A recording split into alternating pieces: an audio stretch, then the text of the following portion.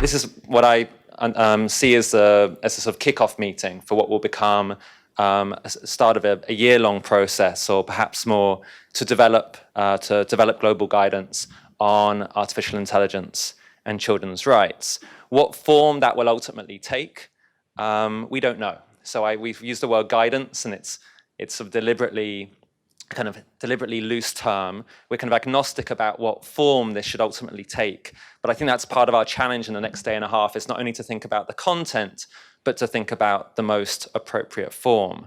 I'm not going to talk a lot about the topic, because that's going to come up in a moment. But this is a very live space. I mean, I think that when we started thinking about this process, we felt it was an issue that wasn't being spoken about enough.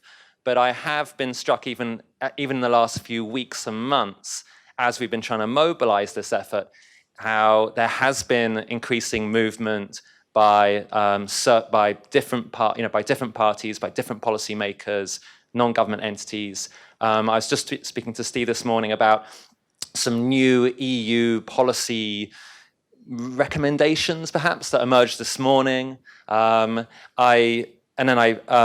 also, so I say it's a very live space, but I still feel that we are behind. I still think that fundamentally we are behind on thinking about the implications of AI for children. I was just encouraged over the table of bagels to push us to think boldly today and to try and be radical. So let's if we can go out as far as we can, and then if we're forced to sort of take a few steps back, that's fine. But I think our goal should be to be bold rather than incremental, and I think that's a great challenge that's been posed to us. So just to say that I want to say something about the role of Unicef in all this. I think we have a great opportunity to play here as a convener. We are being asked increasingly where we stand on these issues. And it's important for us, with our kind of normative authority, to be able to respond to those questions. We don't think we can do that by navel-gazing, getting our staff together. We need to work with the leading experts globally. It would be tactically foolish for us to try and do anything like this alone. So this is a very deliberate effort to try and bring together who we consider to be some of the leading thinkers, pioneering actors in this space. So that's what you are, who you are, in case you're wondering why you're here. And so I think this effort will depend hugely on all of you. We have this great diversity of people here. Over the next day and a half, you'll have a chance to meet each other and get to know each other, but we have people from every sector. We have the corporate sector, we have government, non-government sector, academics. We have male and female. I believe we have slightly more female than male, so that's a good win for us. We have young, we have old, we have global north, we have global south. So there's a great diversity of people, and I hope a great diversity of ideas and attitudes within the team, as well as, of course, experience and so forth. This has been put together by our policy lab. You'll get to know some of the staff who are part of that lab. That lab is about to morph into a larger Office of Global Insights and Policy at Unicef, which may start as soon as next week. And that office has been set a challenge by our executive director to strengthen our organization's capacity for intelligence on the outside world, in shaping the global discourse outside, and in understanding the frontiers of how to work and sort of issues affecting children. So I think that this, in some ways, is our sort of inaugural event for an office that doesn't yet exist, which has the potential to set us up really nicely. Of course, if it doesn't go well, it doesn't count because the office isn't yet established, but I'm sure it will go extremely well. I'm going to pass the microphone over now to my colleague Steve, who's going to, I think he's going to co-present an introduction of the issues. And with that, let me pass over. Thanks so much, everyone. Thanks, Lawrence. So good morning, everyone. Good morning, and thank you for coming. It's been great to chat to all of you on email in the last couple of weeks, and we really are delighted by the richness and diversity here. So we're going to say a few words to help set the scene for the next day and a half. Thanks, PT.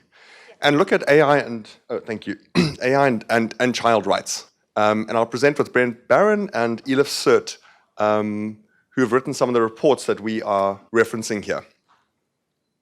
So Sandra Cortese, we were recently at the AI for Good Summit, and she said, she did this experiment of what do you think, what image comes to mind when people say AI? And if you type that into Google Images, you get this, which is kind of strange, isn't it? It's very one-dimensional. For some reason, AI is blue.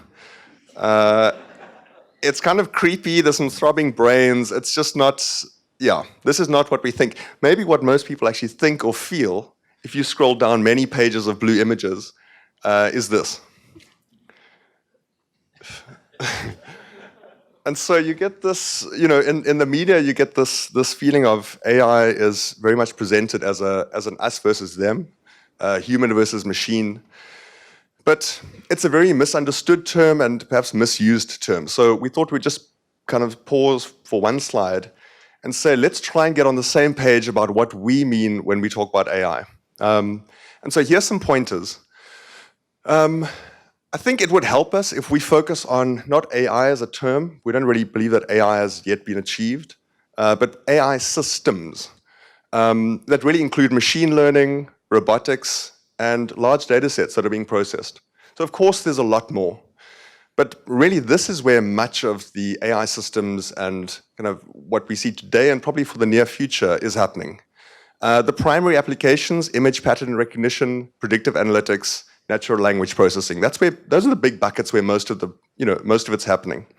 If you want to talk about artificial general intelligence here, you're welcome to, but please just note that. I was at some events recently, and real AI events, and realized that everyone in the room was thinking a different thing, talking about AI. So this is just an attempt to try and say, let's kind of focus ourselves here. This is a great definition that came out last month from the OECD. It's system, machine-based system that can, for a given set of human-defined objectives, make predictions, recommendations, or decisions influencing real or virtual environments. And AI systems are designed to operate with varying levels of autonomy. And that's why our colleagues here from the IEEE talk about autonomous and intelligent systems again. All right, why child rights? So we know that we have the Universal Declaration of Human Rights, but that was not enough. 30 years ago today, this year rather, the Convention on the Rights of the Child was established, and it's the most ratified UN treaty in the world. And it really talks about all the rights that children should have in terms of what provisions should be given to them, healthcare, a good education, all the resources needed to develop and for well-being. The protections, there are a bunch of rights on that, protections against exploitation, against discrimination, and then participation rights, freedom of expression, freedom to associate freely and to think freely. And so children are vulnerable. We don't like to only think of children as vulnerable, but they are vulnerable. They need those protections, but they're also in an AI world, in a world that will only become more AI-enabled or AI-centric. That's also the world that children of today and tomorrow will inherit. And so they also have the most potential in terms of what that future looks like. So to take kind of abstract ideas and make them real, there's a report that we'd like to just touch on. It was written by the Berkeley Human Rights Center, commissioned by Unicef, and we have one of the authors here. And they looked at a number of use cases, and this intersection of AI systems, children, and child rights, and begin to explore kind of how those worlds intersect and how it's useful for us, how we begin to think about defining that world and putting guardrails in place to protect and enable. Okay, so I'm going to hand over to Elif, one of the authors, who will take us through two of those use cases. Thank you, Steve. It's Elif. I'm a recent Berkeley Law graduate and an affiliate at Berkman Klein Center. Oh, thank you. So, here. So let's take a look at a couple of case studies to better understand what we talk about when we say AI's impact on children. So the first one is automated surveillance systems / facial recognition systems. We see that automated surveillance technologies are being deployed with various purposes from developing countries to developed countries.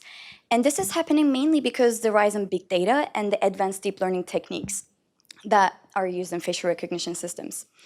These systems were at first just able to detect, classify, and recognize faces, but right now they can identify sexual orientation, emotions, and individual characteristics. And we see that these technologies are being brought to a child's life in various ways. So let's see some of the examples. In 2018, one of the New York high schools brought facial recognition systems to school to bring unprecedented level of security, which can detect abnormal behaviors and sharp objects or guns, those kind of things. And in 2017, Google came up with this little cute device called Google Clips, which is always on and looking for faces and learning, and it starts recording those special moments that it thinks that are special. And in India, police was able to detect 3,000 missing children in less than 4 hours with the help of facial recognition.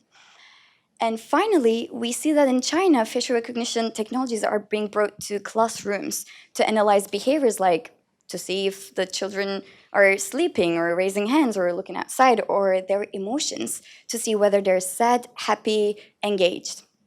And some of these examples might sound positive or negative at first, but it all depends to answers of the following questions. Who are the actors? What is the goal? What are the means and what are the ends? It is extremely important to ask these questions right now and strictly scrutinize what are the effects of these, what could be the possible effects of these technologies on child's rights. So when we look at the child's rights, we see that these three are the most affected ones, but this list is not exclusive. It is obvious that mass automated surveillance systems infringe the very core of right to privacy because it collects mass amounts of data and the processes are not transparent. Everything's happening behind the door and privacy policies are not sufficient enough. And with freedom of expression, we see that children always under supervision with these cameras, they feel under stress and they start self-censoring themselves with the fear of doing something wrong or saying something wrong. And also Article 19 states that data sets that are not representative, the whole society, could also exacerbate the violations that we see in freedom of expression. And these data sets could also violate the non-discrimination rights of children. And another thing is that we see most of the AI systems are being trained with adults' data, and this data is being used to make decisions on children, which is another problem.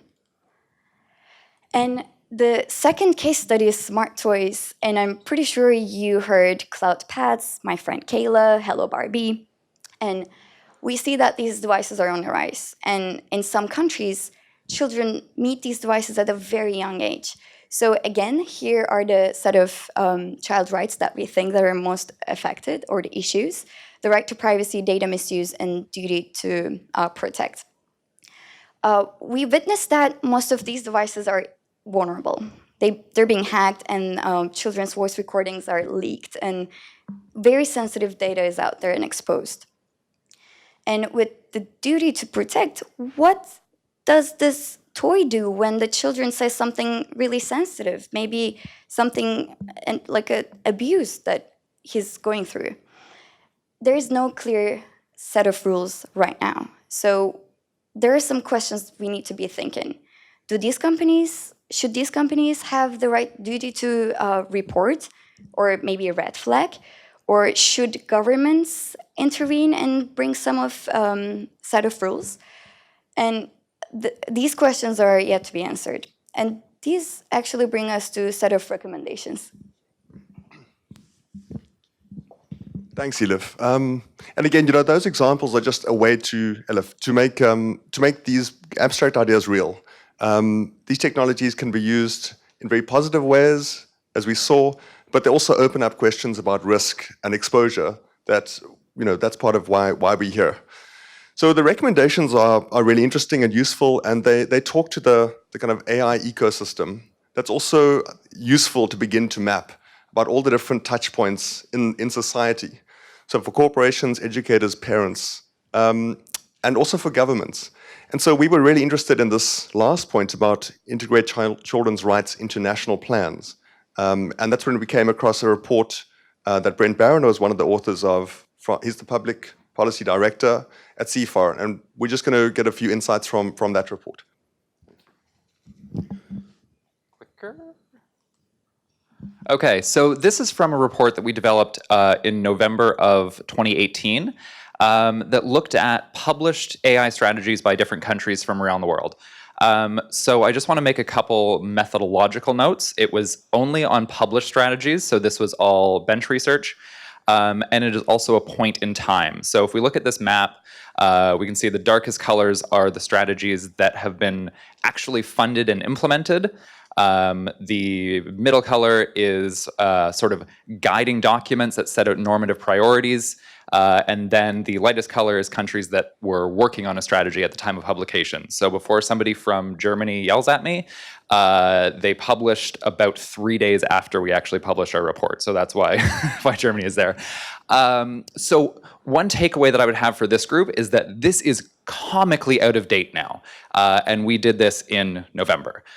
So there is so much activity happening by different countries in this space that there's a really great opportunity for groups like this to help to influence that, both in the countries that are working on strategies and also in the countries that are figuring out what an implementation looks like. So even within those darkest countries, there's not that many that, you know, everything about what they're doing is really settled. So if we look at how these different countries have prioritized things, you know, we can see some themes, and if you actually go to the full report, we cluster these into sort of archetypes of strategies. But, you know, there's a lot of emphasis on research, a lot of emphasis on talent, unsurprisingly, a huge emphasis on industrial strategy and economic development, and then less on ethics, less on inclusion. But where things really get interesting is if we just look at those that are funded and implemented, those skew even further towards the research, talent, industrial strategy sort of areas.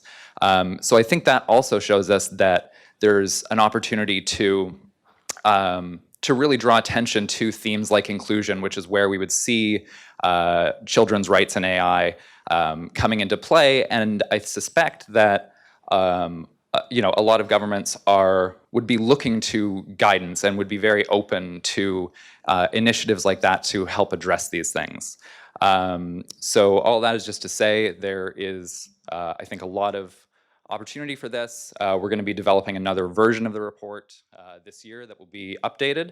I suspect that this list will probably basically double. So I was really glad to hear about the sort of timelines that Unicef is looking at, because that's the sort of timeline that I think we need to be looking at to make a difference. So if you have any questions about this, you can check out the website or come talk to me, because there's a lot more detail up there. Thanks, Brent.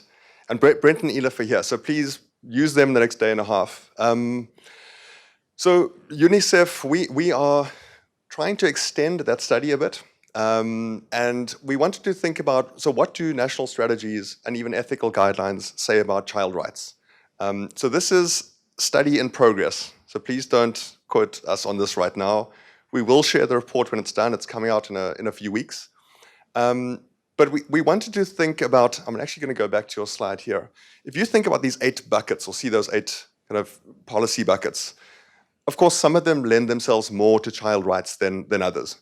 And we wanted to think about or look at what these strategies say, let's say around not just an adult workforce where a lot of the attention is, but preparing children to exist in a changing world, perhaps children's data, privacy and rights, and how AI is being used to develop or offer services to better quality of life and services for children. So this is what we found, and again, this is this kind of heat map approach. Again, on methodology, these are not relative, these colors, the colors are relative within a row. So, and you know, obviously on those columns. So for Australia, there is some attention paid to those last two. But I'll just talk you through these quickly. So the first one is cultivating children as a future workforce. And these are national strategies that may say we need to put AI courses at the school level or computer science courses and begin to get children, preparing them to be AI talent and AI developers, but also ready for a more kind of, I guess, technology-centric world. And there are a few that stand out there. Preparing children to exist in a changing world. I'll give you two examples from Malta.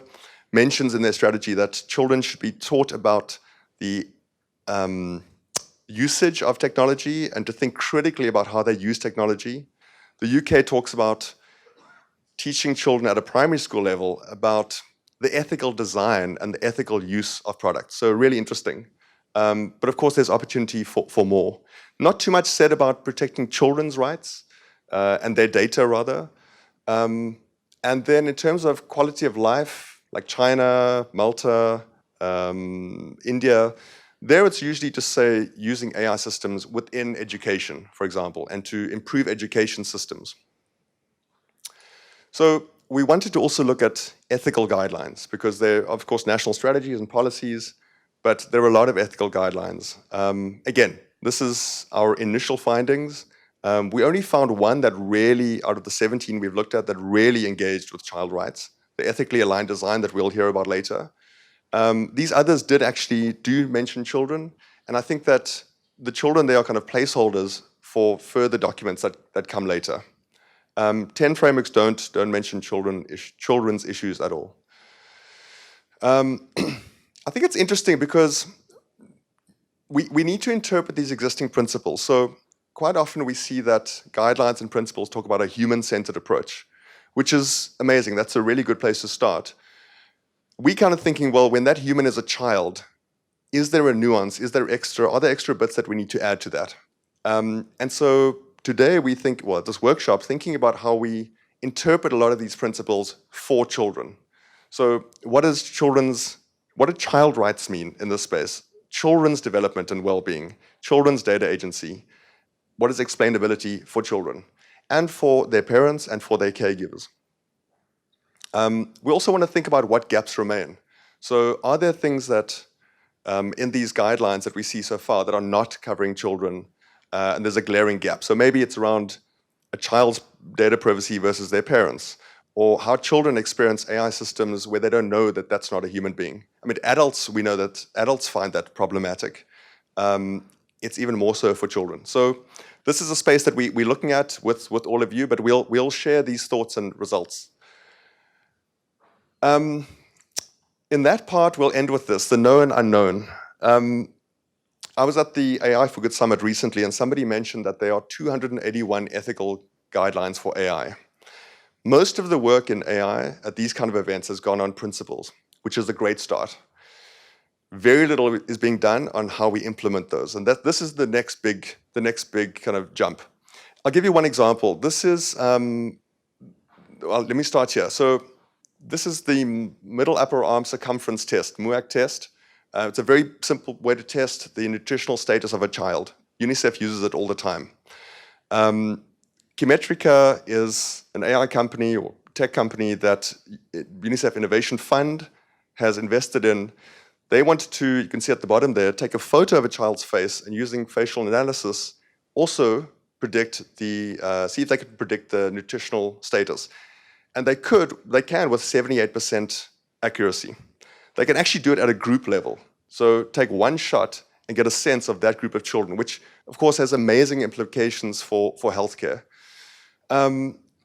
The project has had some troubles, some challenges in the sense that not enough child's faces could be got to train the algorithm.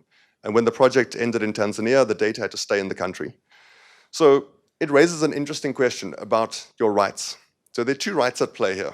The child's right to privacy, which is sacrosanct, a child's right to healthcare. And so a lot of these principles that we see, and I think everyone here in the room knows this, they come into tension all the time. And this is where the real challenge, perhaps this is why nobody's really dared, this is a word that came up, to dare at the AI for Good Summit, dared to move from principles to practice, because it's hard. and we're going to have to make some hard decisions. So, takeaways. Policymakers and corporates are asking for guidance. We hear that all the time. So this work is timely and it's needed. There are gaps and opportunities on the current body of work to think more about child rights.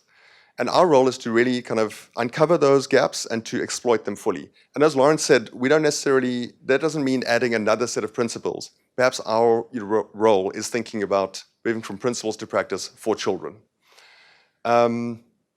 We need to enable those who dare. And I think for us, our guiding principle should be an empowered lens, not just children as vulnerable, which they are, but also children as active participants in this space. So let me end with 2 slides. As Lawrence said, today is a kickoff workshop for a 2-year project that's really going to look at developing policy guidelines or guidance. And guidance is different to guidelines. On how we can ensure that AI supports children. We're going to convene an AI Child Rights Summit in April next year in Helsinki, which we're looking forward to and you're all welcome to. We said consultatively develop the guidance. We will have regional workshops in Latin America and other regions. So again, you're welcome. You're all part of this journey. But we really want to get voices from around the world. And then we're going to pilot with countries and companies. And that's really where the meat's going to be. That people take these principles, they apply them, they make decisions, and they share that. And we'll write up those case studies and share them and help all of us collectively navigate this space. So if we think about the workshop is a day and a half. There's kind of 3 parts. This morning, we're looking at the key principles. What do the key principles mean for children? This afternoon, beginning to think about how we move from policy to practice and what some of those tools, that guidance toolkit and pack might be. And then tomorrow, how we engage on these issues. And multi-stakeholders like governments, corporates, parents, community, children. A last goal is building a network of change makers, and you're all part of that. That's been the easiest one. I think we've ticked that already. So thank you very much. We're looking forward to the next day and a half. I wanted to just say housekeeping issues. There is a hashtag, so please feel free to tweet. We didn't want to have Chatham House rules. These are public discussions. If you really want to say something that you don't want to be tweeted, please note that. We also have a photographer. I'd like to welcome our panelists to this next session. We heard from Steve actually about these emerging policies and strategies. And this morning, actually, we want to talk a little bit about these policies and strategies in the countries that have had them for a couple of years. And we've invited government representatives and a representative of Oecd to join us here. So I'll welcome it at this very comfortable chairs, please. So I will introduce you. You can sit wherever, yeah. Ambassador.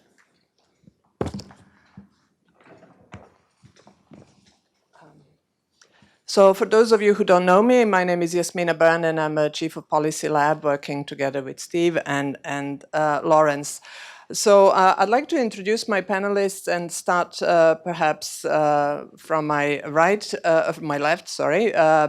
Mr. Jarmo Sareva is a Finnish ambassador of innovation at the Ministry of Foreign Affairs in Finland, and you're a career diplomat with a wealth of experience from both multilateral and bilateral diplomacy, and serving in various positions, including as a director of the United Nations Institute for Disarmament Research, and also in different missions in Finland, in Washington, Moscow, New York, and Vienna. Next to him is Eletra Ronki. I pronounce it properly, yes. She's a senior policy analyst at the Organization of Economic Cooperation and Development in Paris. Since 2015, she coordinates work on privacy, risk management, and data governance in the Division for Digital Economic Policy. Eletra has more than 20 years of experience as policy analyst and evaluating the instruments available to governments to improve the public benefits on investments in health science and technology. And most interestingly, you are currently actually coordinating a review of OECD privacy guidelines and recommendations on the protection of children online. Yes. And then Next to her, we have Kumba Musa, who works as a data scientist in the Directorate of Science, Technology and Innovation in Sierra Leone. Welcome. Your directorate sits in the office of the President of Sierra Leone and works to support the government to deliver on its national development plan effectively and efficiently through the use of science, technology, and innovation. And finally, I'd like to welcome Maitha Al-Shimari from United Arab Emirates. She works in the Minister's Office of Minister of State for Artificial Intelligence. That's in the Prime Minister's office, as far as I understand. And Maitha worked on drafting of the UAE National Strategy for AI, developing the blockchain strategy, operating as a facilitator between the government sector, private sector, and academia to deploy AI solutions. So welcome all to this morning panel. So I'd actually like to start with you, Aletra, because you come from OECD. And we heard that you have actually recently developed principles on artificial intelligence. As of June, I think these principles have been adopted by 42 governments. I don't know whether the number has increased as things are moving very fast. So can you tell us a little bit about the key elements of these documents and how did you manage to coordinate this among different governments and states? We hear that every state actually wants to be a leader in AI. Is it easy to get them all to agree on the shared values and principles? She has a mic. Thank you. Thank you very much. I'm really pleased to be here and to bring some OECD perspectives to this very important discussion. Yes, indeed, the OECD recommendation on artificial intelligence were adopted on the 22nd of May. Here I have a copy. You can find them online on oecd.ai.org, and you can Google them easily. They were adopted by all 36 member countries and also Brazil, Colombia, Costa Rica, Peru, Romania. And there are many more countries, as you said, that have expressed now interest in adhering to this recommendation following the G20 meeting of digital ministers on the 8th of June, which adopted a set of principles that are drawing directly on this recommendation. Now, before I get to the content of the recommendation, what I'd like to do is just give you and share with you a couple of observations because they bring some context to this recommendation. First of all, this is the very first intergovernmental recommendation. And secondly, it was developed by a multi-stakeholder group of over 50 experts drawing from all sectors of society and from 20 countries. But most importantly, I'd like to note and emphasize that there was a shared consensus that big data and artificial intelligence bring many opportunities. And I think we need to keep in mind those opportunities. I think some were just mentioned previously, but just a couple of miles from here, there is the Memorial Sloan Kettering, where we can see the applications of deep learning algorithms in detecting lung cancer. And so there are many, many opportunities in all sectors of the economy, and that was a consensus that brought that is reflected in these recommendations. But at the same time, there are challenges, and those challenges can be clustered around two types of risks. And again, these were the ones that were recognized by the group and are reflected in the recommendation. The first has to do directly with the development, with the use of AI, and they were mentioned previously. We're dealing with challenges to privacy and data protection, which were certainly not anticipated with the first generation privacy laws. There is also a second set of challenges in relation to bias and discrimination that were mentioned. But then there is another cluster of risks, and the risks are around really the development of artificial intelligence. Who holds the infrastructure? Who holds the data? And the type of potential imbalance in capabilities. It is an area that the OECD has started to measure, has started to monitor. And these capabilities can be at different levels. They can be capabilities in terms of investment, can be capabilities in terms of gender imbalance in research and development. So what you have here is a recommendation that is based on 5 high-level value-based principles that aim to promote trustworthy artificial intelligence and responsible stewardship.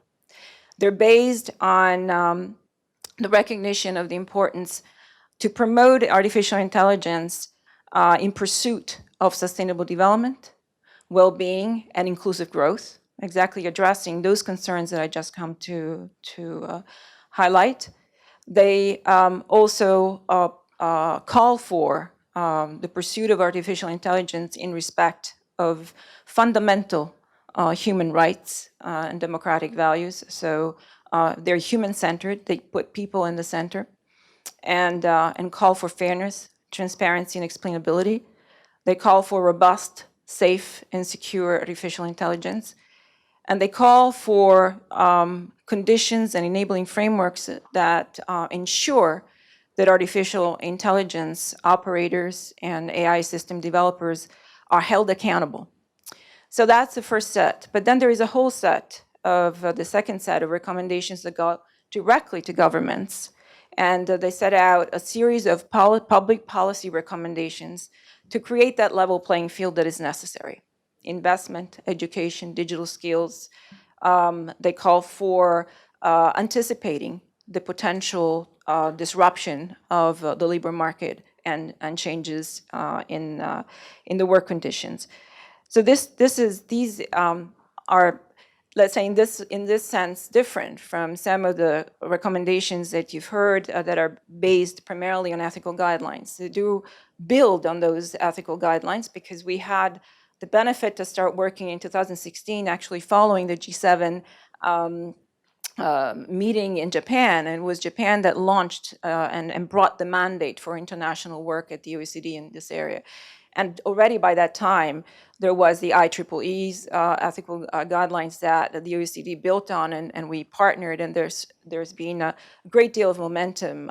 We partnered with the Berkman Center. There was, I would say, a wealth already of information on which the OECD was able to build consensus.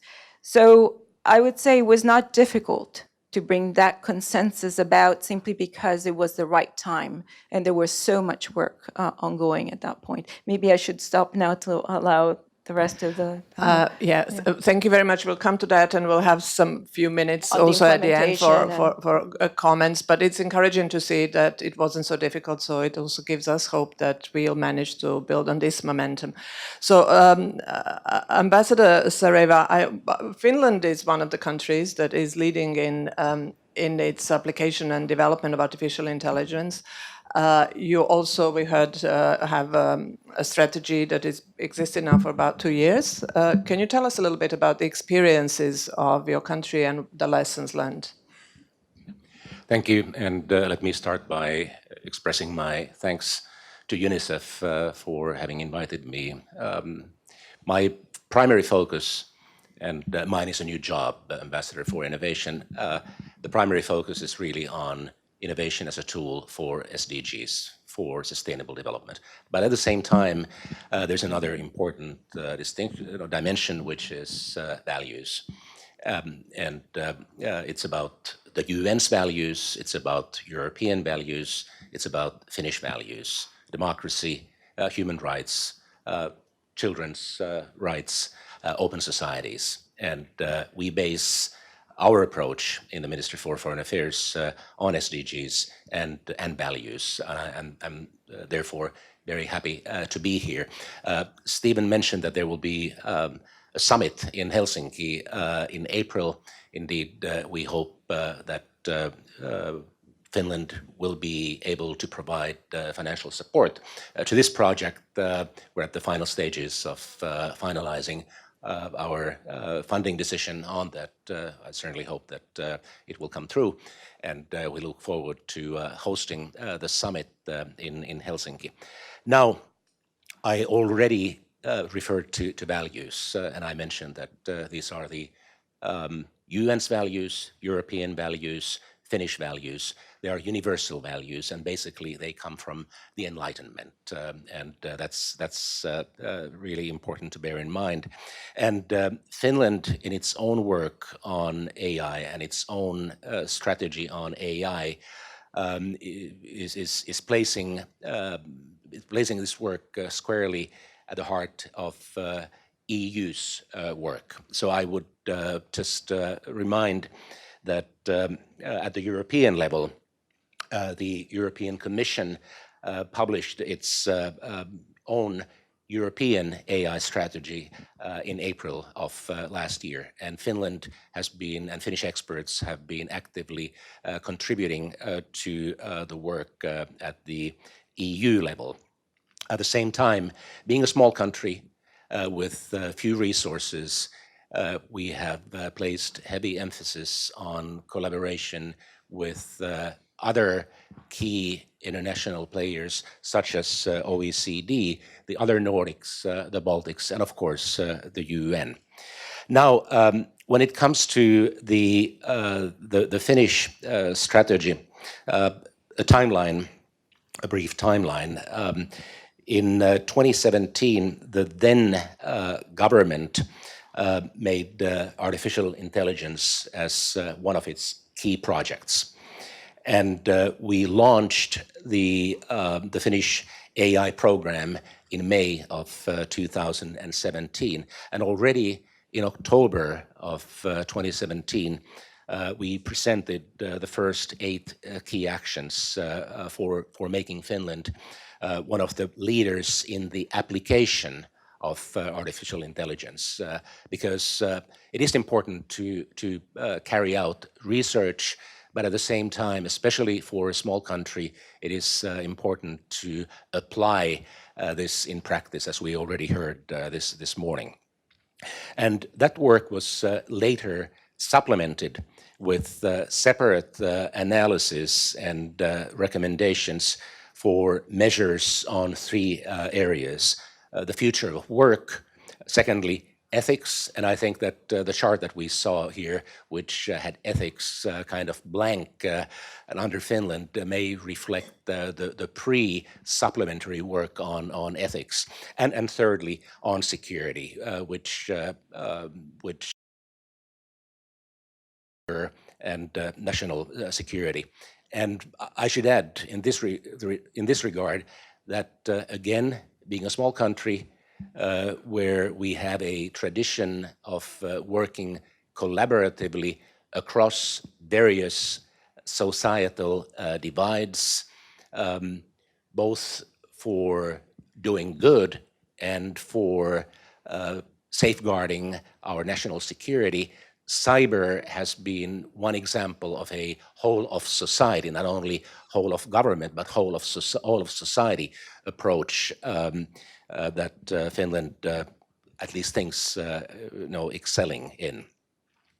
And this year, in the spring, we came out with the report, taking stock of what has been achieved, what has been learned, and what should we do next.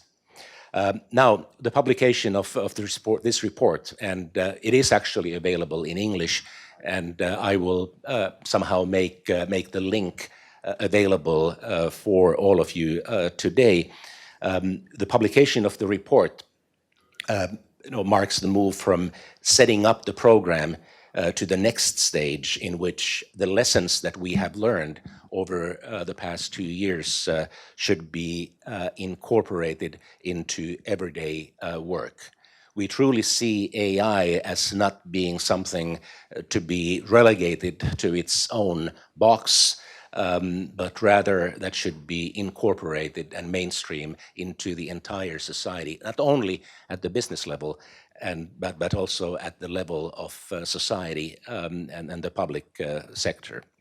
So we have realized that the aim should not be to create separate AI units in organizations, but to provide all of those involved in the daily work from top management down, both in the private sector and in the public sector, with more expertise and understanding. We also are working on making our expertise available and known internationally. And one such example is the Elements of AI online course, which is freely available for anybody. It's a 36-hour academic program developed by the University of Helsinki and a Finnish company by the name Reaktor.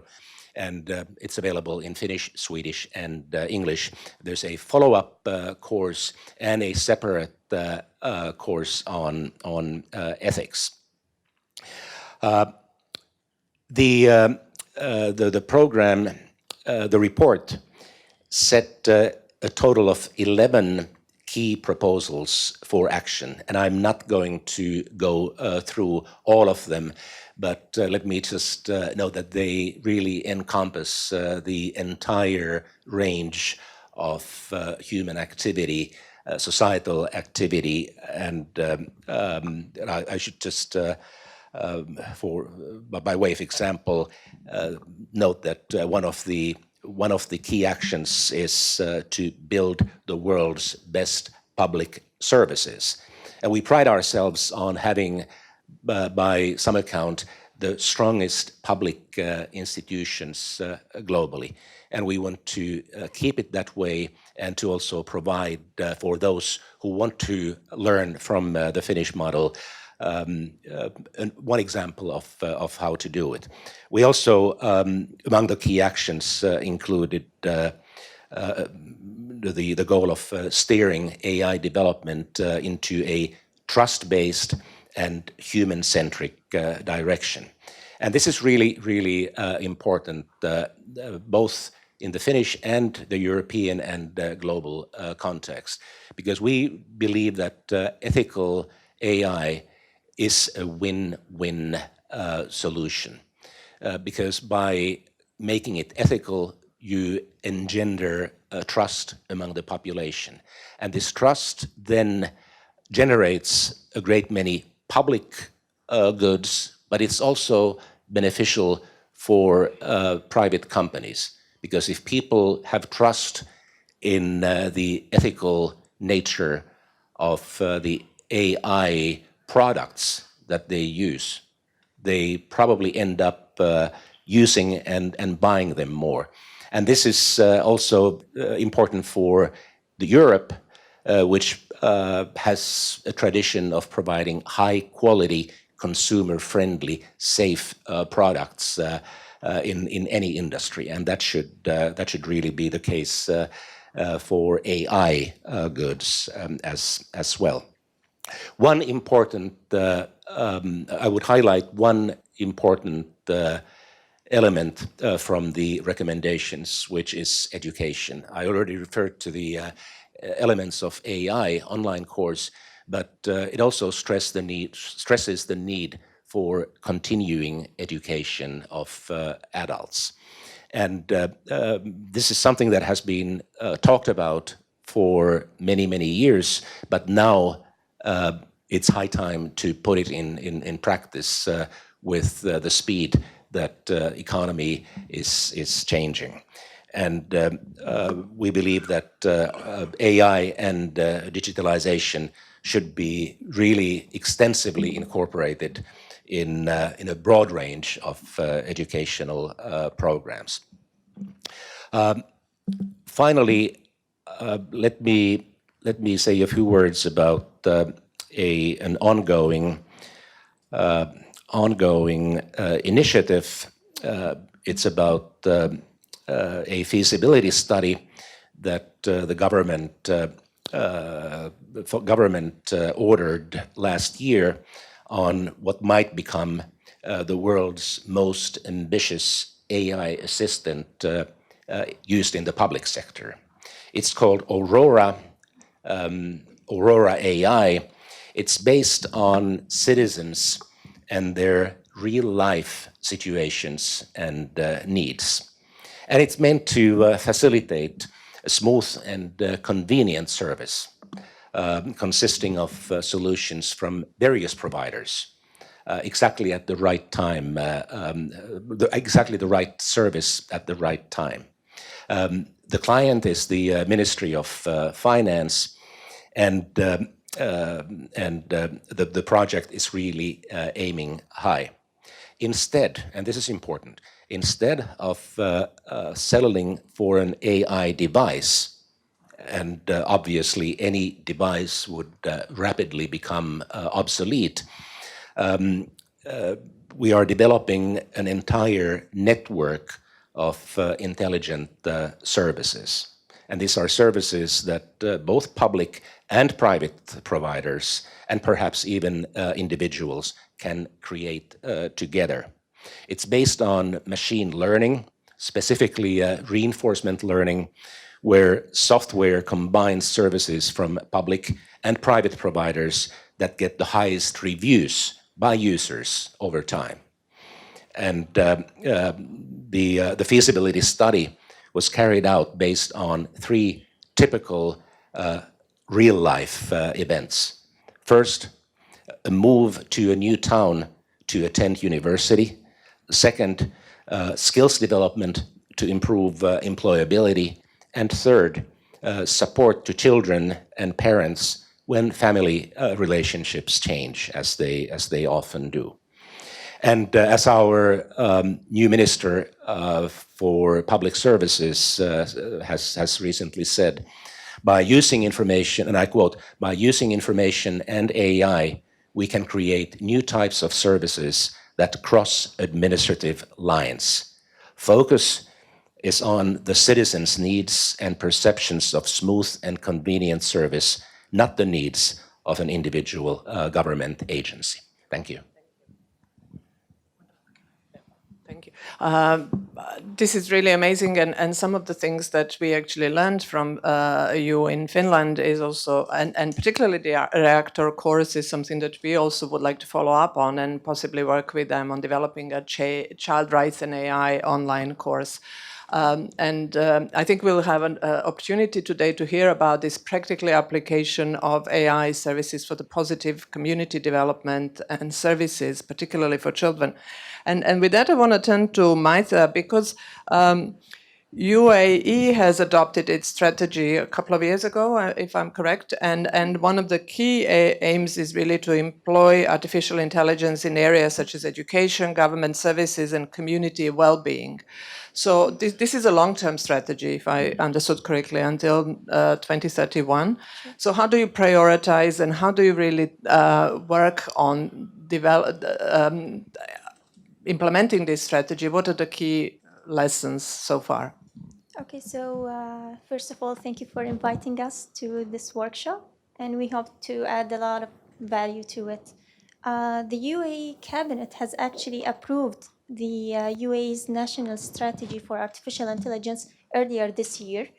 We've been working on it for almost a year and a half, developing the main objectives, and we have actually 8 strategic objectives.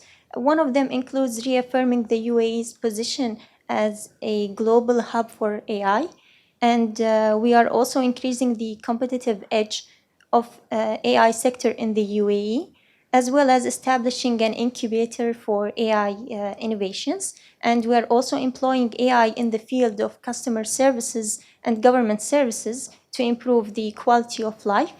We are also attracting and training the talents for the jobs of the future. We're also attracting leading research capabilities to the country, and we are also providing the data-driven infrastructure to develop and support AI experiments. And finally, the last objective is to optimize AI governance and legislations and regulations. So the UAE has recently been growing really fast when it comes to the adaptation of innovative technologies and startup support ecosystem that we have that made its reputation really high in the region and globally. In October of 2017, actually, the UAE became the world's first country to announce and assign a Minister for Artificial Intelligence, His Excellency Umar bin Sultan Al Ulama. And one of the main things that we have really focused on as a sector in this strategy is education. We also have health, we have cybersecurity, we have tourism, logistics, energy, and other sectors. But one of the main things that I will speak about today is education, because it's really fitting the theme of today's discussion.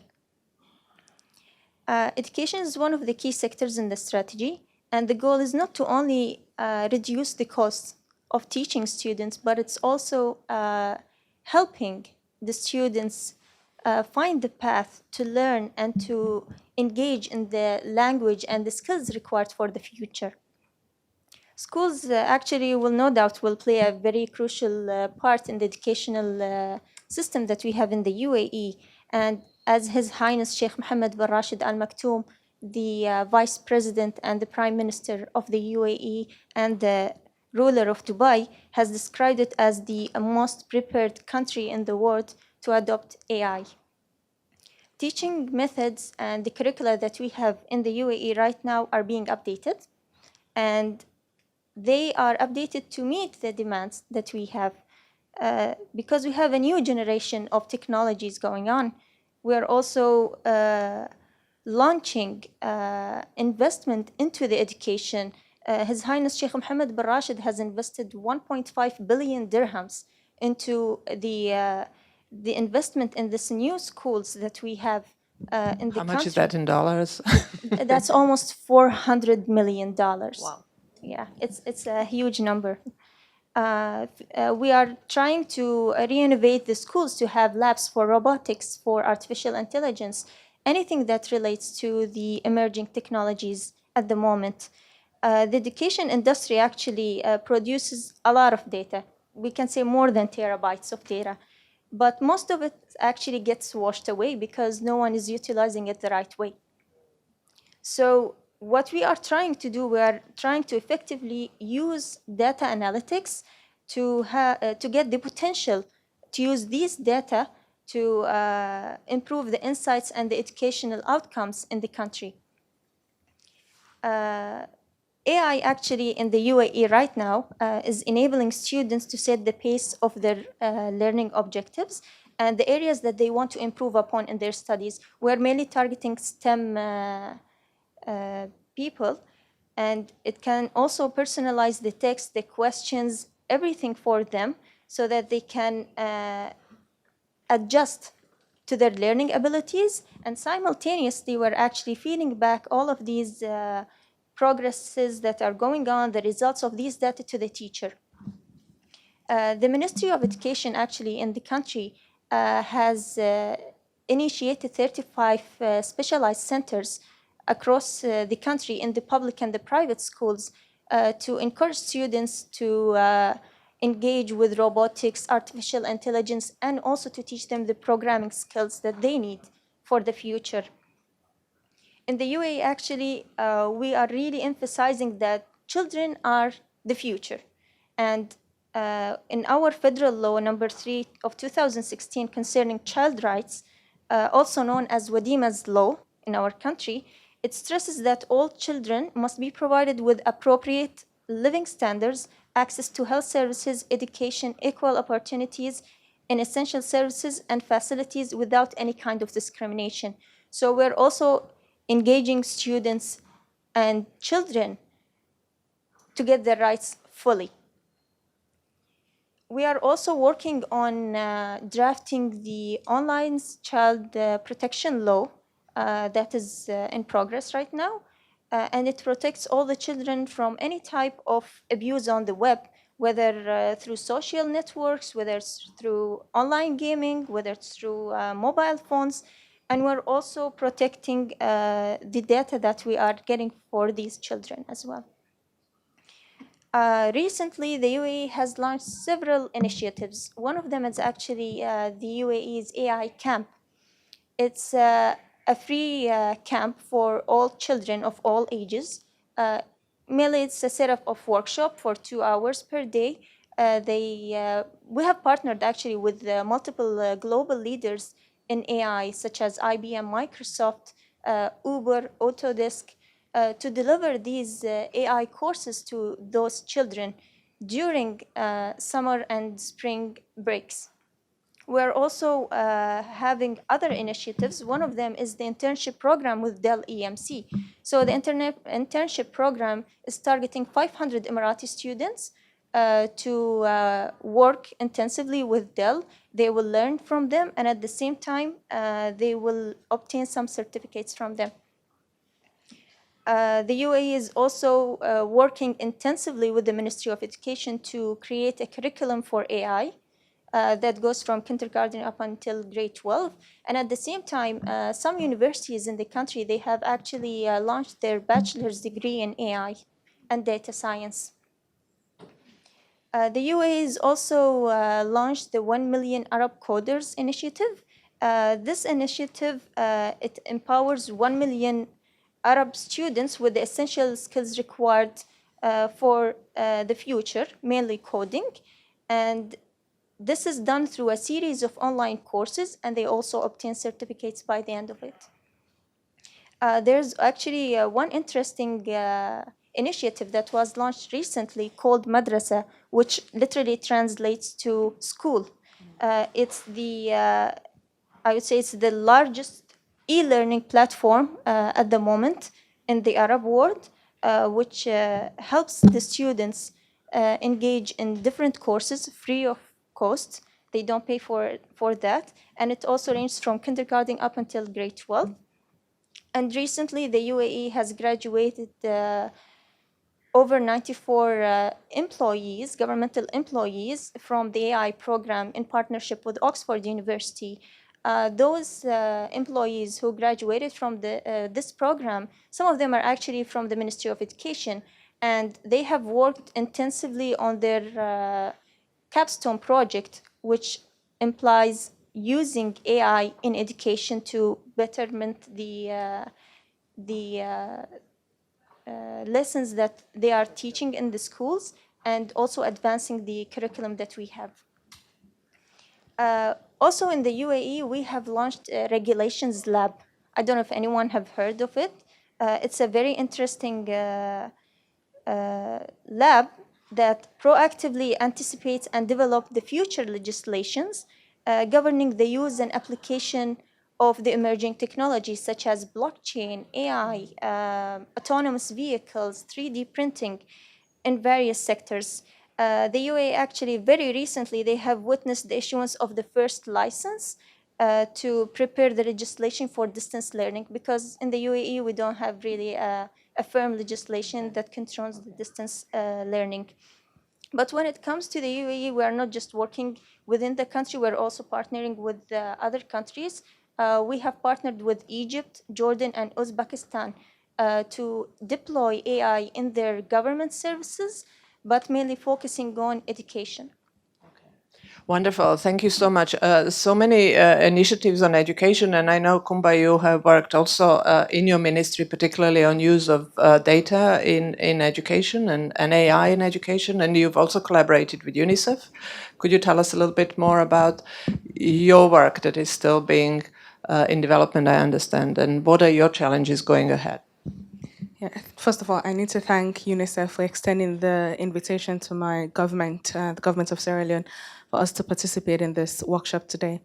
Just to give you a bit of a context about the education project. So we realized that a lot of the reasons why a lot of countries in Africa are not really successful is not really because of the lack of capital, but it's because of the lack of adequate knowledge and skills for them to increase the country's productivity. So my government, the new government we have, they realize that, and that is why they're investing a lot in human capital development for economic growth, so that we can have a more competent workforce. Now, the president, for him to achieve this goal, he used education as the primary target to empower the citizens of the country with education. So that is why he launched the free quality education program as soon as he took office. Now, the free quality education program is meant to minimize and fight poverty and improve the lives of citizens of Sierra Leone. He wants to reduce the gap between the rich and the poor in terms of access to education. And he also wants to enhance the political, social, and economic situation of the country by creating a more educated citizenry. Now, for him to be able to achieve all these very bold objectives, he enlisted the technical support of my organization, which is the Directorate of Science, Technology, and Innovation, for us to help them make better decisions on how they can roll out this free quality education program. So my organization now uses data science and AI to support the decision makers in the education sector for them to make data-driven decisions about the performance of students, the policy recommendations, resource allocation, program, how they monitor the effectiveness of programs. And also, it also helps them to come up with new research questions and hypotheses. Now, this is something that has not been done in Sierra Leone before. So we have even we developed this education data visualization and interactive tool that helps the decision makers to now forecast the impact of their decisions before they even make them. So they are guided in order to help them to achieve these very ambitious goals that we have. So that is very interesting, but we have stumbled upon a lot of challenges in implementing this. Now, the first challenges that we had was having the required data that we need for these analyses. We found out that there are so many things that the government needs to know about what is happening in the education sector, but we just don't have the data to support that. So that is one of the big challenges. And then even when we happen to get that data, the quality of the data is not very good. The integrity of the data is not good. So we spend considerable amount of time processing that data before we can give them anything that is meaningful. We also have a very big challenge of capabilities. Data scientists like me, we don't really have much of those in Sierra Leone. This process, this data analytics, AI, data science, is a highly math-intensive analytic modeling exercise.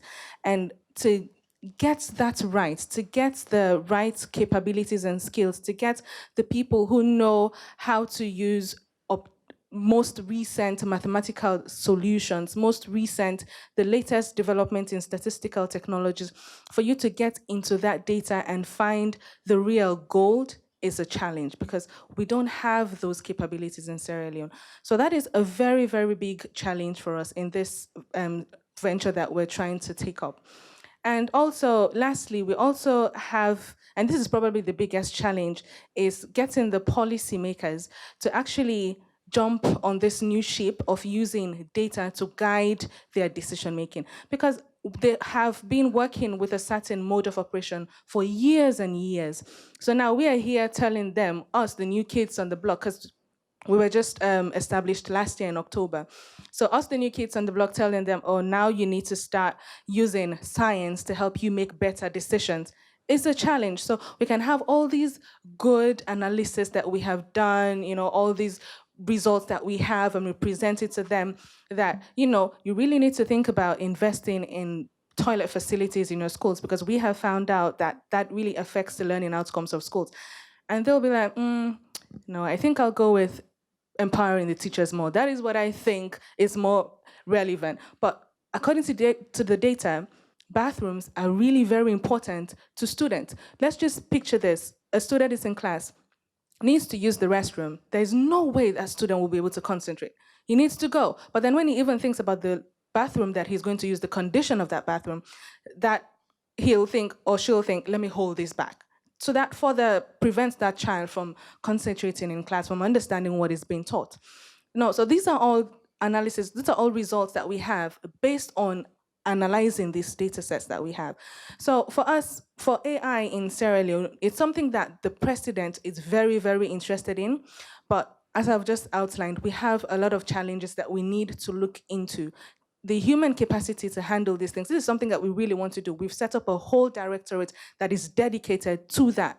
But then getting the human resource to help us to get to where we want to go is a challenge. But we are very determined, we're very resilient. The team that we have at the Directorate of Science, Technology, and Innovation is very young, people just like myself, and we're willing to work round the clock, where we have a policy department that is very, very they're currently working on a policy document that, Sarah, we don't have a national policy for child rights and technologies. We don't. But our directorate, we have a document already, because we know that this is something that we want to do, but we need to cross all our T's, dot all our I's before we start working, because we don't want to start implementing, rolling out all of these technologies. And then later on, we sit back and can think, okay, they have been influencing children negatively. So we have the documents already, and that has been guiding us as we continue with the work that we're doing. So hold the mic with that thought before we turn to you participants to ask some questions.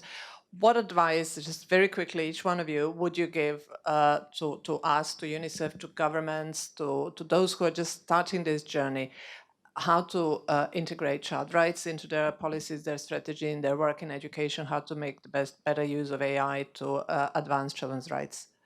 Yeah, so for us, the policy that we have, it helps us protect the rights of children. It helps us regulate the child-to-child interactions on our technologies. It helps us regulate the social media interactions within and outside our programs. It helps us report bullying, abuse, neglect of children on our platforms. So I would strongly recommend that policymakers create and implement these policies in their countries to target persons and institutions that are working with technologies that interact with children. Policymakers, they need to collaborate closely with technical researchers to investigate, prevent, and mitigate potential malicious use of AI. Stakeholders, they need to ensure that the design and implementation of these technologies, they protect the privacy information, the data information that is being collected from children. That must be a responsibility of every policymaker and stakeholder. Those are my recommendations.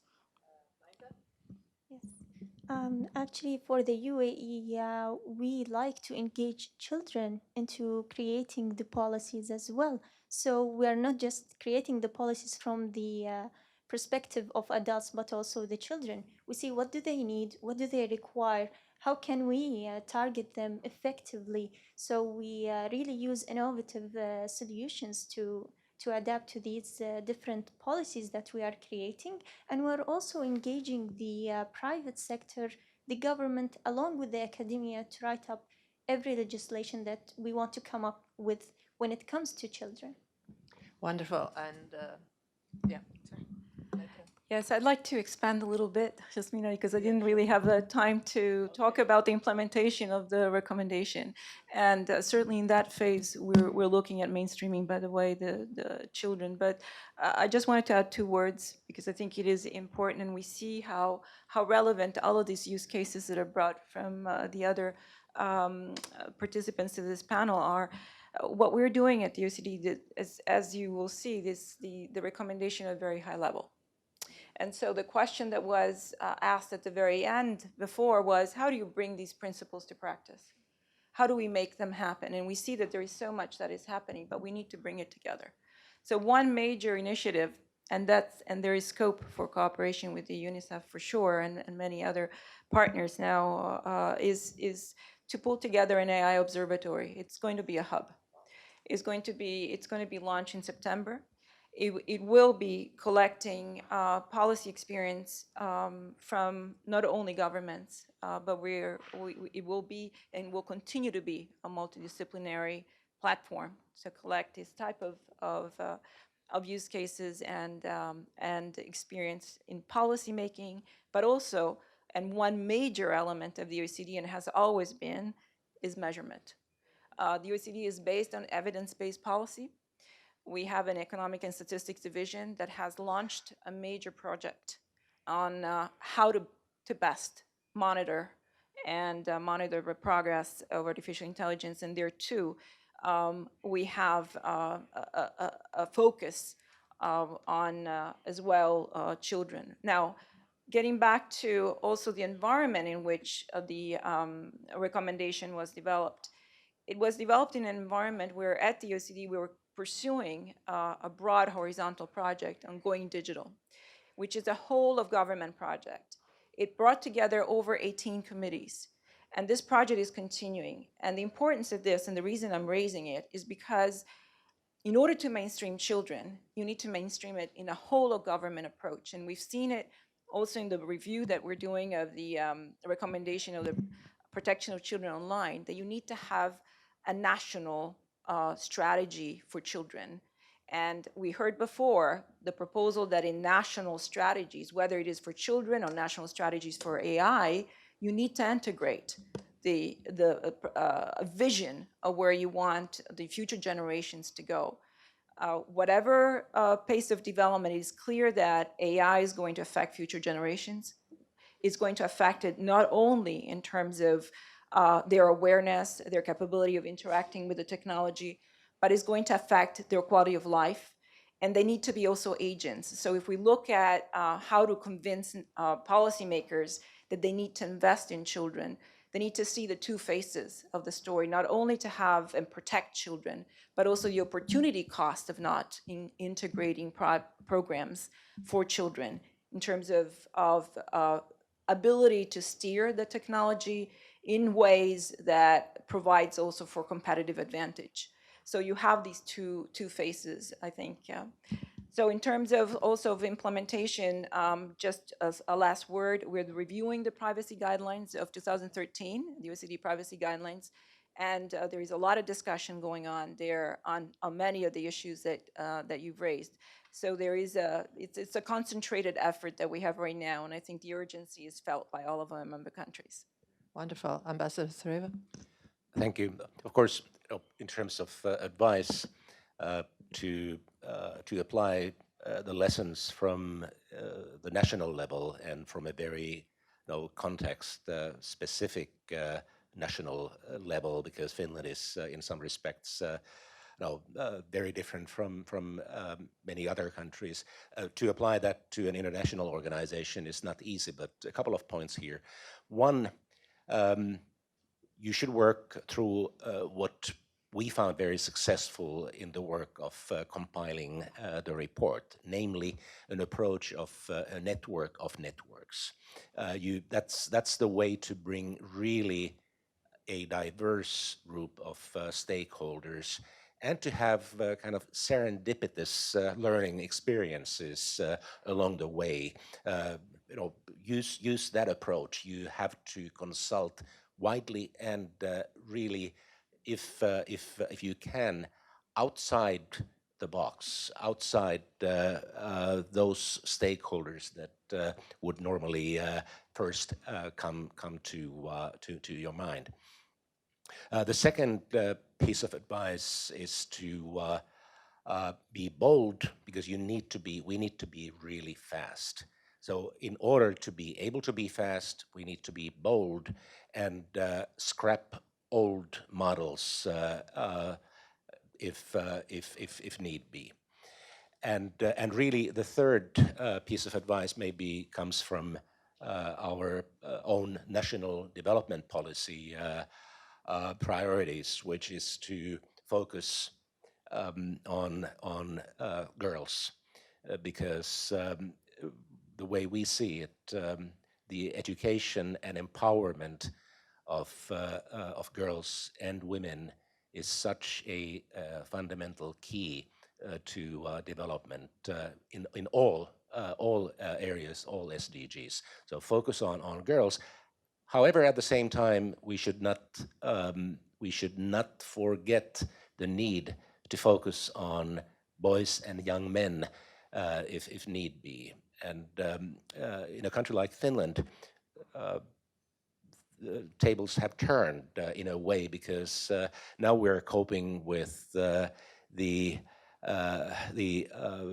phenomenon of young men, young males, adolescents being increasingly left out. So focus on girls, but don't forget boys.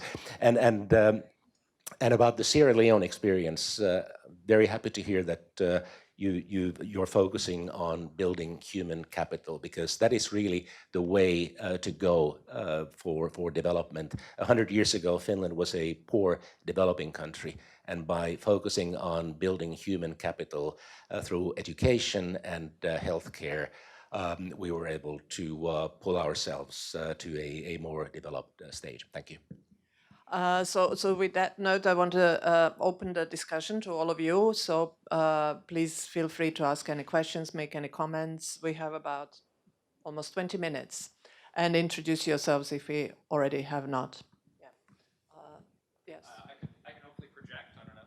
There we go. So Brent Barron from CFAR. So the context for this question is that we're a research institute. So it's a great opportunity to ask people from 4 different organizations that are committed to evidence-based policy. What are some of the things that either you don't know or you wish you knew more about that the research community, and when I say that I mean both science, social sciences, arts, humanities, could help to fill in some of those gaps to deliver better policy? What can we do to help you, I guess, is what I'm trying to ask. Shall we take a couple of more questions and then turn back to the panel? Yes. Hi, I am Lucia Sotomayor. I work here at Unicef on the End Violence campaign. Thank you so much for bringing all these examples to us. My question is, when, if applicable, what has been the role of the industry, the tech industry, on developing policies, if you have worked with them, and the main challenges that you have seen on that work? Thank you. Yep. She stole my question. Oh, she did. All right, so 2 more. Okay. Please name one of the elephants in the room conversations that when these conversations happen in other rooms, it gets difficult, but not just for the sake of mentioning them, but the tough things that we work through to get through that boldness, to get to that boldness we want to achieve. That was John Havens. Virginia Dignam. I'm from Umeå University in Sweden. I've been involved in several of the guidelines that have been developed at the European Union, also IEEE and other initiatives. And indeed, I subscribe the point that making these guidelines and these principles is the easy part. The difficult one, and that's probably the elephant in the room, is the steps to really make it concrete. And the question is, what are the main issues, the main step forward on moving from the guidelines to concrete steps, and especially, of course, with respect to children? So evidence, UNICEF question, elephant in the room, and how to make it concrete. Should we start with Maita?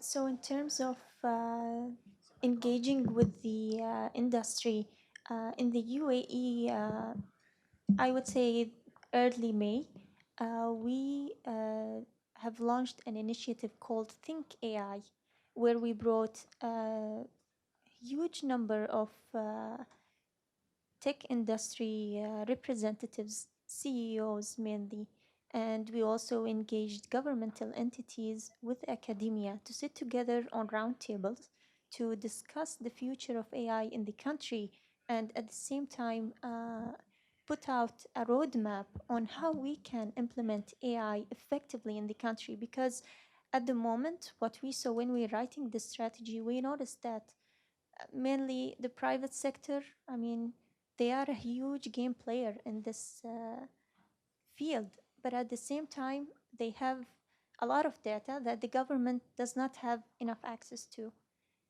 Academia is, on the other hand, just focusing on research, and they are like on a whole different planet.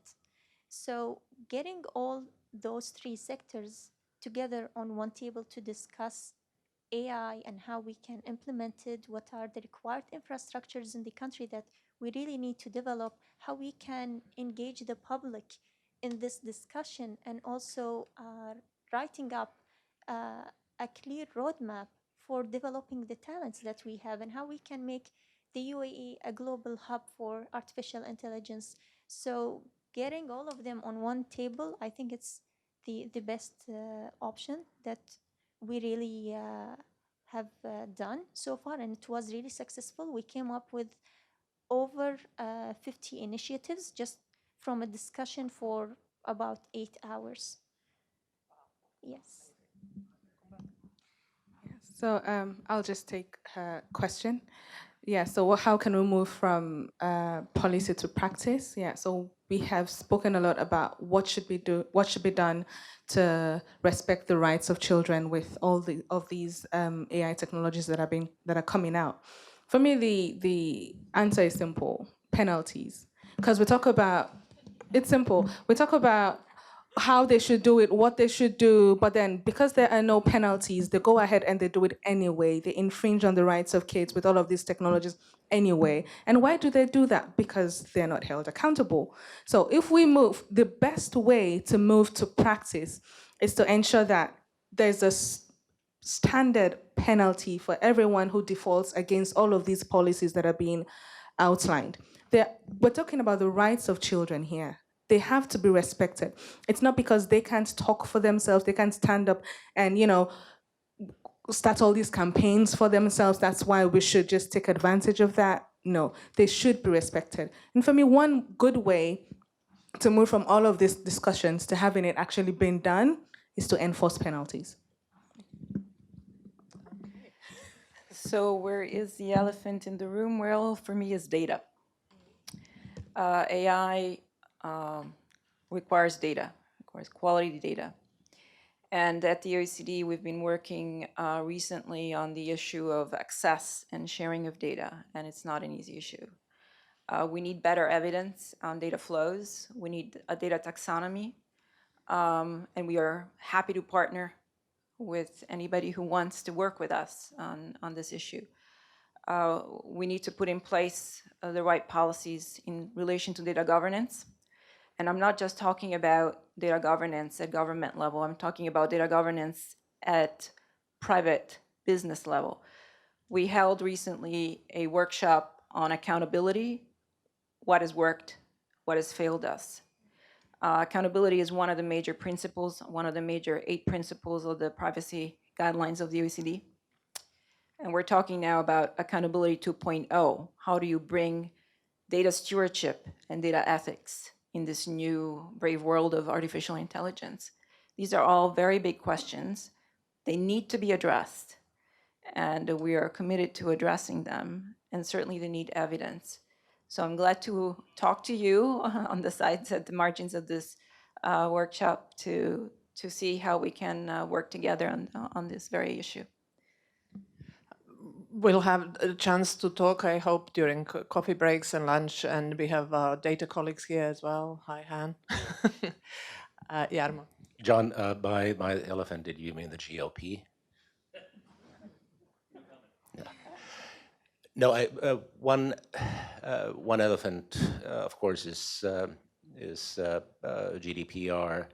How much does GDPR actually does it work? And secondly, how much of a model can it serve as?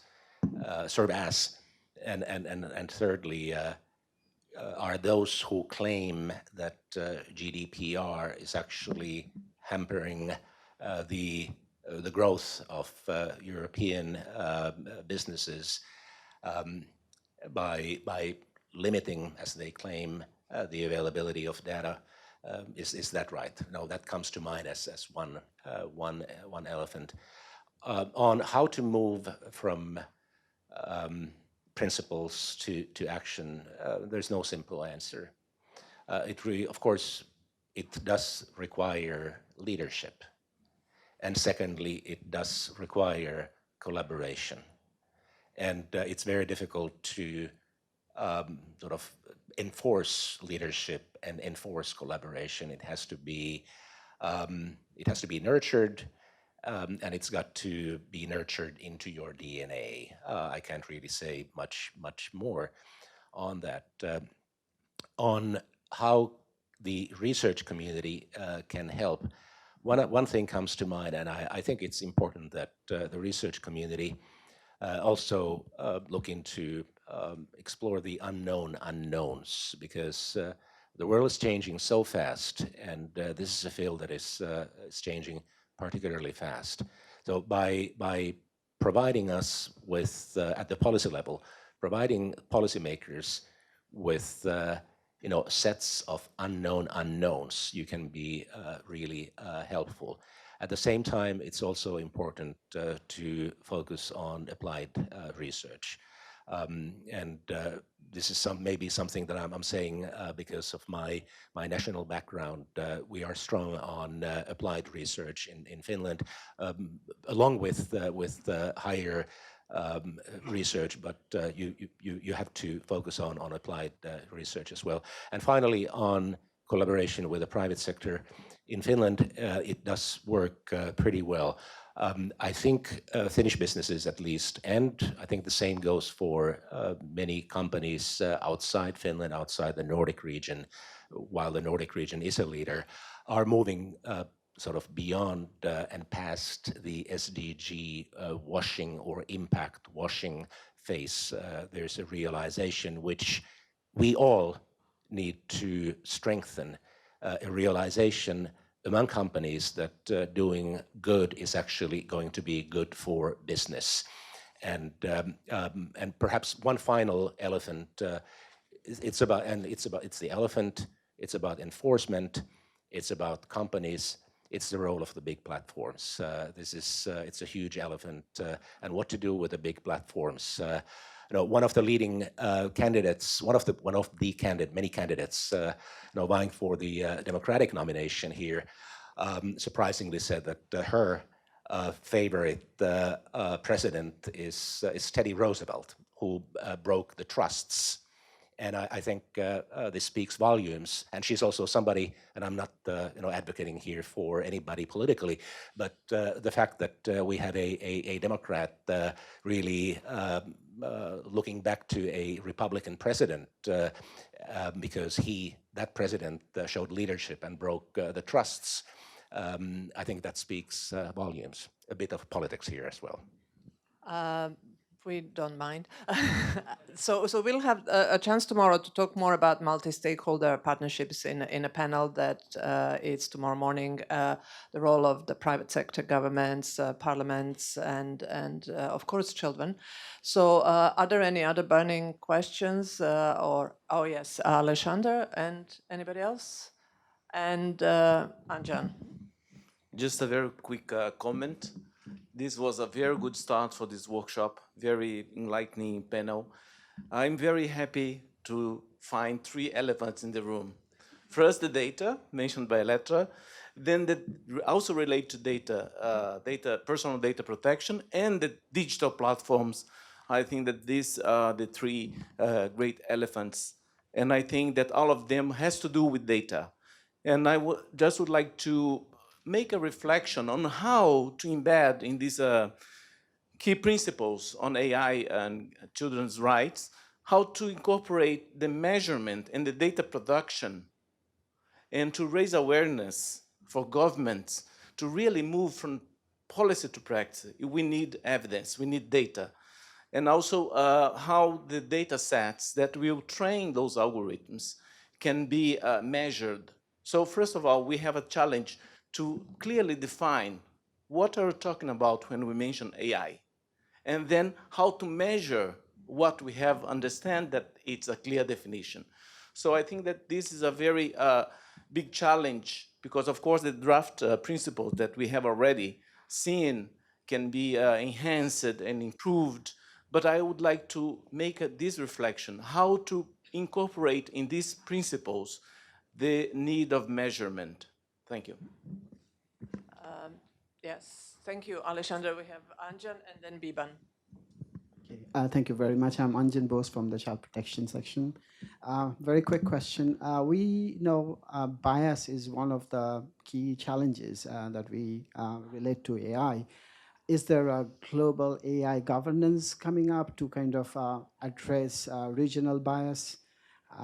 That's the first question. And the other question is the amalgamation of development of AI within the private sector and the public policy. I think we kind of heard about this, but how do we mainstream, how do we make sure that we bring these two different developments at par when thinking of children's rights?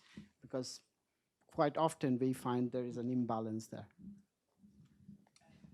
Yeah, no, I just wanted to add one more elephant, which is the definition of a child, because many of the platforms are defining it as someone under 13, yeah, whether they're upholding that definition. But, you know, when you log on as a 13-year-old, nothing happens. You get the same services you get as an adult. And some of the regulatory moves that we're making in England, which we'll no doubt get to, are being challenged on the basis of a child. Now, obviously, the convention has a definition, but how do we work with that definition in practice? Is that not an elephant? Okay, one was more an observation on data and data measurement by Alexander from CETIC Brazil. You were asking about how we can actually move away from regional to being really global in our standards and addressing bias, and how do we deal with different definitions of a child, particularly when it comes to platforms. And we know that, for instance, data protection regulations also set 16 as an age. Yep. In terms of the age, human brains continue to develop until about 25, and in many ways, you got to consider somebody in their early 20s as still as developing mentally, psychologically, but of course they're not considered children or adolescents by any standards. But let's keep this in mind. Somebody who is 20, and I have seen it myself from my own kids, they're still developing. Second, on measurement, it's a very difficult question. But of course, the more data we have, the more that data kind of measures itself. And finally, on how to move from regional to global, and then on bias. Bias is simply something that we need to continue to talk about because it's not widely, there's not enough of a perception that a bias can exist. So there's no shortcut there. We need to continue to talk about it and to bring it to the agenda. And I think progress is taking place on how to bring regional to global. That is extremely difficult. And of course, in the current environment, I don't really see any grand designs, any grand plans taking place. We have to proceed in fits and starts at the regional and global levels. And of course, it's probably safer to say that soft law is the way to go in today's environment. Well, just a few sound bites on the issue of age. The OECD recommendation on the protection of children online defines children until the age of 18. But clearly, we can see that in terms of parental consent, this changes in practice very much, and we've been following and monitoring. Perhaps I'll talk to you at the margins of the meeting about that. In terms of bias, there's an enormous need to put in practice what we're preaching about transparency and explainability, and through international cooperation. So I think that there is scope there to really look what we mean with transparency, and put in place exactly these type of policy observatories as well to uncover how bias can happen. And there is a lot of work that we're trying to do now in what we call the next generation governance. And again, it's an issue of how to access the algorithm and how do you get access to that information in the algorithm to better understand bias. And these are challenges that are ahead of us. Should there be mandatory access to algorithms or should there not be? In some areas of regulation, that clearly is an ongoing discussion right now and a very important one. Do you have any last words? They pretty much said what I wanted to say. Okay. So this is actually the end of our morning panel, and I would like to thank the panelists for this really inspirational discussion, and thank you all for your time and for coming here.